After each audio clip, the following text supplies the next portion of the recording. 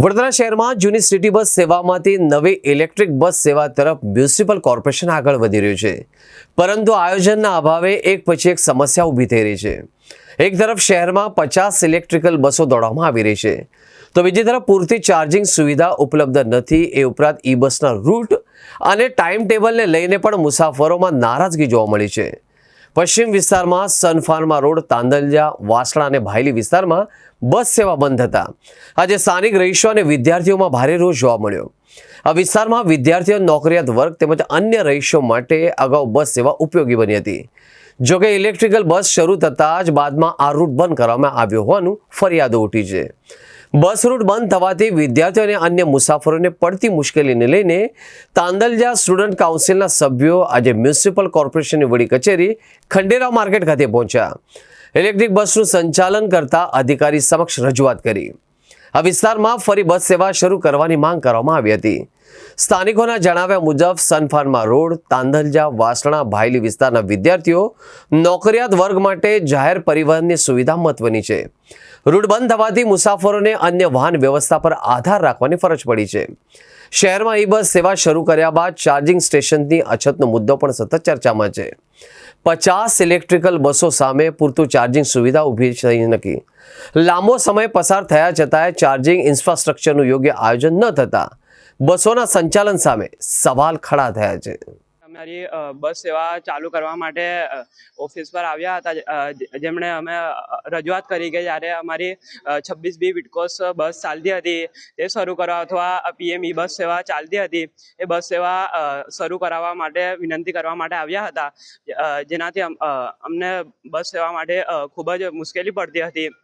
અને અત્યારે ડાયરેક્ટરે અમને ખાતરી આપી છે કે આવતીકાલથી જ બસ સેવા શરૂ થઈ જશે, એટલે અમને ભરોસો છે કે શરૂ થઈ જાય એટલે માટે ટાઈમ ટેબલ પ્રમાણે બસ શરૂ થઈ જાય એટલે માટે અમને વિનંતી કરી છે। શહેરના તાંદલજા વિસ્તાર, સન ફાર્મા રોડ વિસ્તાર, વાસના રોડ, ભાયલી રોડ આ વિસ્તારના વિદ્યાર્થીઓ જે MS યુનિવર્સિટી અને એ સિવાયની પણ ઘણી બધી કોલેજોમાં અલગ અલગ સેક્ટરમાં અભ્યાસ કરે છે, એ વિદ્યાર્થીઓને કોલેજમાં આવવા જવા માટે વધુ પડતા વિદ્યાર્થીઓને પોતાના એરિયા ઘર આગળથી સ્ટેશન સુધી તો આવવું જ પડે છે। તો સ્ટેશન સુધીની જે બસો બંધ થઈ હતી અને સાથે સાથે એમના કોલેજ સુધીની જે બસો બંધ થયેલી હતી, વિટકોસ બસ સેવા બંધ થઈને PME બસ સેવા શરૂ કરી, પણ PME બસ સેવાના રૂટ જે છે આ વિદ્યાર્થીઓની કોલેજના સમયને બરાબર મેચ કરતા ના હતા, જેથી આજે રજૂઆત કરવા માટે વિદ્યાર્થીઓને લઈને આવ્યા છે।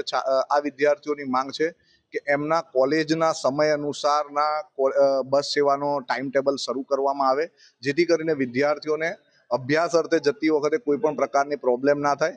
બીજી વાત એવી છે કે આ બસ સેવા બંધ કરવાને કારણે વિદ્યાર્થીઓના વાલીઓના માથે એક આર્થિક બોજો ઊભો થઈ ગયો હતો। વાલીઓને રોજના 50 થી 100 રૂપિયાનો ખર્ચો વધારાનો ભોગવવાનો વારો આવ્યો હતો।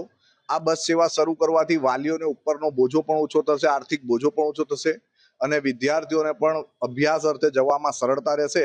એટલે આજે અમે જતન બધેકા જે PME બસ સેવાના ડાયરેક્ટર છે એમની મુલાકાત કરી છે ને એમને અમે રજૂઆત કરી છે કે અમારે કયા કયા સમયમાં બસોની ફ્રીક્વન્સી જોઈએ છે, બસો જોઈએ છે અને એ પ્રમાણેની આજે બસો શરૂ કરાવવા માટેની માંગણી સાથે અમે લોકો અહીંયા આવ્યા છે। તાંદલજા સ્ટુડન્ટ કાઉન્સિલના પ્રતિનિધિત્વ તરીકે અશફાક મલિક સાહેબ આવેલા અને તેમની રજૂઆતના બધા મુદ્દાઓ ધ્યાને લીધા છે, જેમાં ખાસ કરીને તેઓને તાંદલજાથી MS યુનિવર્સિટી માટે જે PME બસનો 7 નંબરનો રૂટ છે એ શરૂ કરવાની એમની રજૂઆત છે, જે અમે સ્ટાર્ટ કરેલો જ અને ફરી પુનઃ સ્ટાર્ટ કરી દઈશું।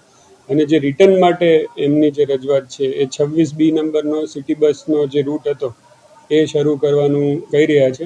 પિકઅપ અવર્સમાં અમે PME બસને 6 વાગ્યાથી સાંજે 6 વાગ્યાથી 8 વાગ્યા સુધી તેમને અને બાળકોને ફેસિલિટી મળી રહે તે માટે સ્ટાર્ટ કરીશું।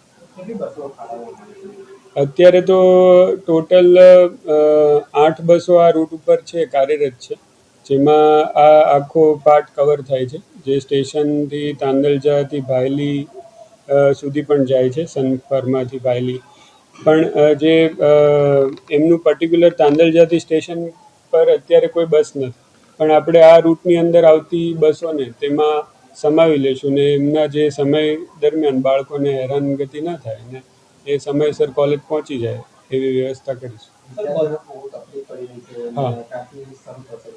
હા, એટલે કાલથી જ અમે લોકો ઇમ્પ્લિમેન્ટ કરીશું આમાં, કારણ કે આ સિટીનો જ પાર્ટ છે અને ઓલરેડી આ રૂટ ઉપર બસો ચાલી રહી છે એટલે શરૂ કરી શકાશે.